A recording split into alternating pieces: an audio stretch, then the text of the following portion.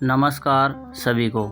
आज हम बात करने वाले हैं स्वादिष्टान चक्र की, जो कि हमारे आध्यात्मिक क्षेत्र का दूसरा चक्र है। स्वादिष्टान चक्र का तत्व जल है। भौतिक रूप से देखा जाए तो हमारे शरीर में सबसे ज़्यादा मात्रा जल की है, यानी कि तरल पदार्थ की। जितना भी हमारे शरीर में तरल पदार्थ हैं वह जल तत्व के अंतर्गत आता है।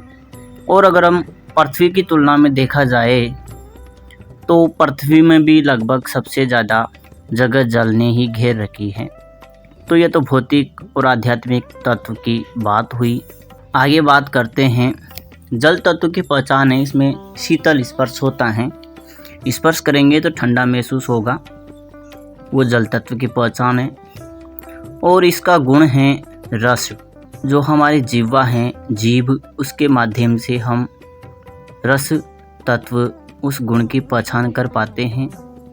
उपचक्र की बात की जाए तो यह चक्र हमारे हाथ में तर्जनी उंगली में मौजूद होता है। अगर हम देवी देवताओं की बात करें तो इस तत्व पर ब्रह्मा और सावित्री का वास बताया जाता है। अब ये तो अलग बात होगी देवी देवताओं की, लेकिन हो सकता है कोई इन चीज़ों को ना माने, तो उनके लिए सीधी सी बात ये है कि जो स्वादिष्ठान चक्र हैं वह सृजन का केंद्र है। एक उच्च सर्जन होता है और एक निम्न सर्जन होता है। तो स्वादिष्ठान है निम्न सर्जन का केंद्र।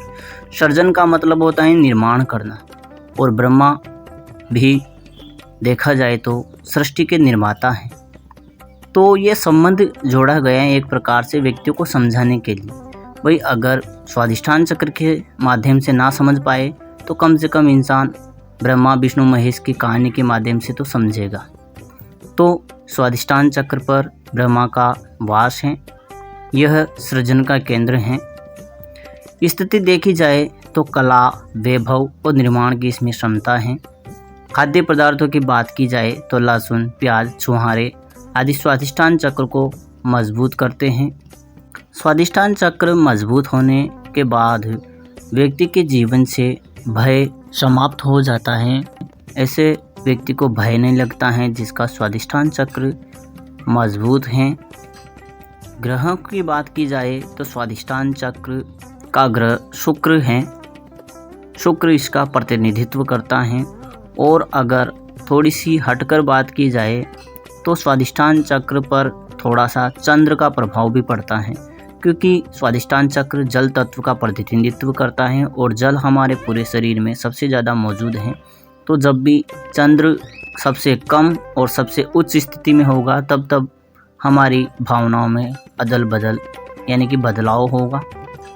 लोक की बात की जाए तो इस चक्र पर भूलोक होता है, जिसको विज्ञान की भाषा में हम वातावरण भी बोल सकते हैं। इस पर भूलोक स्थापित होता है, जिसको हम भौतिक रूप से वातावरण बोलते हैं। स्वादिष्ठान चक्र के रंग की बात की जाए तो इसको अधिकतर नारंगी बताया जाता है, लेकिन यह जल के समान बेरंग होता है। और इसका जो नारंगी कलर है वह नीचे मूलाधार का लाल और ऊपर मणिपुर का पीला होने की वजह से दिखाई देता है, लेकिन यह जल के समान बेरंग होता है।